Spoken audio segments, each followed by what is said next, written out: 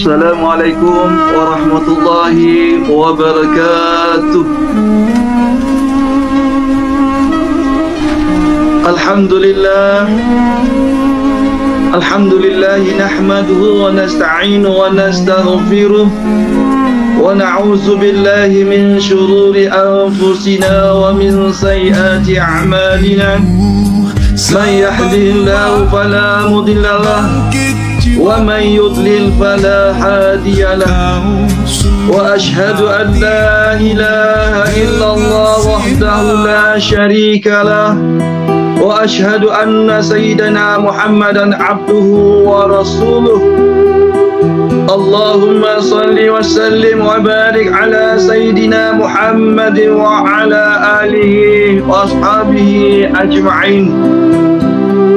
Ya ayyuhalladzina amanu kutiba alaikumus siyam kama kutiba ala alladzina min qablikum la'allakum tattaqun.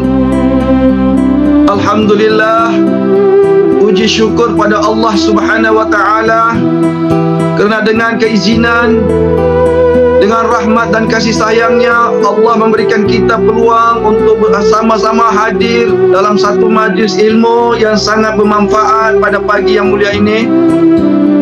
Ribuan terima kasih saya ucapkan kepada pihak penganjur, cawangan kaunseling, pakar IPK Pahang kerana memberikan peluang kepada saya untuk berkongsi ilmu, berkongsi pengalaman, berkongsi cerita, dan bukan tujuan untuk mengajar, tetapi tidak lain dan tidak bukan hanyalah semata-mata untuk menyahut seruan agar kita bersama-sama menghidupkan Ihya Ramadan di bulan suci Ramadan ini.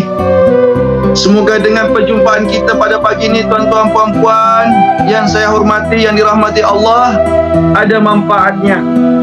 Sama-samalah kita berkongsi, mendengar perkongsian lebih kurang 4-50 minit bersama dengan saya. Mudah-mudahan ada kebaikannya. InsyaAllah tuan-tuan puan-puan yang dirahmati Allah, sebagaimana kita tahu, sepanjang 12 bulan di dalam kalender Islam ada satu bulan yang dikenali sebagai bulan Ramadan. Bermula daripada bulan Muharram hinggalah ke bulan Zulkaidah, akan ada satu bulan yang dikenali sebagai bulan suci Ramadan.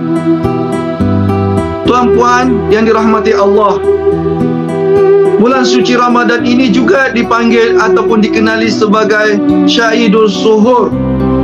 Syahidus Suhur itu bermaksud merupakan penghulu segala bulan, raja segala bulan, atau ketua segala bulan.